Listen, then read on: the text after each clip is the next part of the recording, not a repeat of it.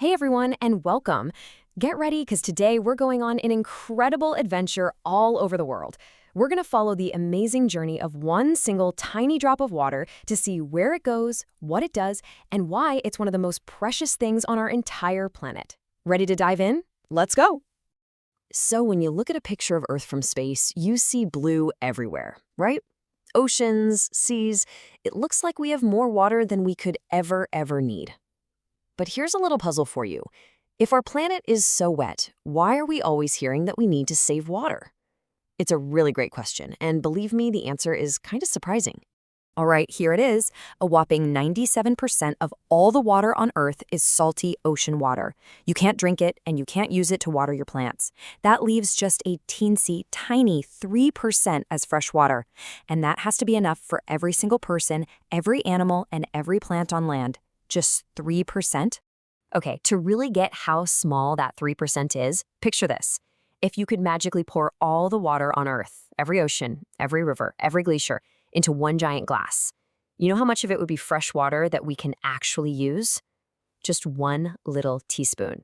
Seriously, that's it. And that one tiny spoonful has to keep all of us going. So with that in mind, let's start our story. I want you to meet our hero. A single drop of water just hanging out in the gigantic, salty ocean. It's probably been there for a long time, but it's about to go on this epic adventure we call the water cycle. So step 1 is the Great Escape. The sun beams down and it starts to warm up the top of the ocean. And that heat gives our little droplet just enough energy to do something really cool. It literally turns from a liquid into a gas. We call that water vapor, and it starts to float up into the sky. And the best part? It leaves all that salt behind. Bye-bye, salt. So once it's way up high in the sky, guess what? It's not alone. Our droplet meets millions, even billions of other little water vapor buddies. They're all just kind of floating around up there together, catching a ride on the wind. And when they all start to team up, well, that's when the magic really begins. So as our droplet and its new friends keep going higher and higher, the air gets super cold. And that cold air makes them change back from a gas into tiny little liquid water droplets again. They all start to huddle together, and when enough of them get into a group, poof, they make something you and I see all the time, a cloud. Okay, so our little droplet is now part of a cloud, just cruising through the sky. But, it can't stay up there forever. That cloud keeps collecting more and more water droplets, getting bigger and heavier, until it's just too heavy to float anymore.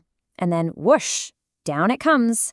Our hero falls back to Earth as precipitation, which is just a fancy, sciencey word for rain or snow. Now, this next part is super important. Where our droplet lands makes all the difference. See, if it lands on something hard, like a road or a parking lot, it can't soak in. It just runs away down a drain. It's basically lost to us. But if it lands on grass or in a forest or maybe your garden, the dirt acts like a giant sponge and just soaks it right up. And that right there is why having parks and forests and gardens is so important. Every little bit of grass or dirt is like a giant welcome mat for all that rainwater. When we plant trees and leave grassy areas, we're helping that precious fresh water sink way down deep into the earth. And that refills a secret stash of water, a stash we all really need. So what is this secret stash? It's called groundwater. Now, you might be picturing a giant lake under our feet, but it's actually even cooler than that. This is one of the most important sources of fresh water on the entire planet, and it's hiding right under us. So here's the deal. Groundwater is just all that fresh water that soaks into the ground and then gets stored in all the little tiny spaces and cracks between rocks and dirt and sand. Just think of it like a giant natural sponge deep underground, holding onto that water, keeping it clean and safe until we need it. Okay, but how do we get to it? Well, for thousands and thousands of years, people have dug wells to reach this hidden treasure. A well is really just like a long straw, right? It lets us reach way down into the earth and pull up that clean, fresh groundwater so we can use it for drinking, for growing food, for everything. So our little water droplets journey really shows us just how special and precious freshwater is. And since we know there's so little of it, that means every single one of us has a job to do. So your mission, and I really hope you accept it, is to become a water hero. And trust me, it's way easier than it sounds. You don't need a cape or superpowers to be a water hero. You can start with really simple stuff right in your own house. Like when you're brushing your teeth, turn off the water. If you see a drippy faucet, tell a grown-up. That little drip, drip, drip can waste a ton of water. And hey, use a watering can for plants instead of a giant hose.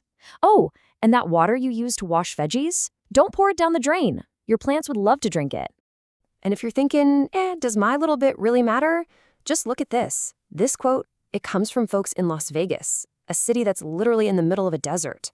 They proved that when a whole bunch of people work together to save water, you can do some pretty incredible things. So, what did they do? How did they pull it off? Well, they got really creative. For one thing, they actually paid people to rip out their thirsty green grass lawns and put in cool desert plants that barely need any water. They even have something called a water patrol that drives around looking for leaks. It just goes to show you, smart ideas can solve really big problems. All right, you've followed our water droplet on its amazing journey, and you've learned how we can protect it. Now, it's time to put your brain to the test. Let's see if you can tackle a water challenge, just like the people in Las Vegas. Okay, here it is, your final mission, the Village Water Challenge. I want you to imagine a village. Their only way to get that precious groundwater is starting to run low. Now, in this village, you've got a farmer who needs water for their crops. You've got a family that needs it to cook and drink. And you've got a village leader who has to figure out a fair plan for everybody. So what would you do? Think about everything we just talked about, saving every drop, helping the rain soak back into the ground. What's your big plan to make sure everyone in the village gets the water they need?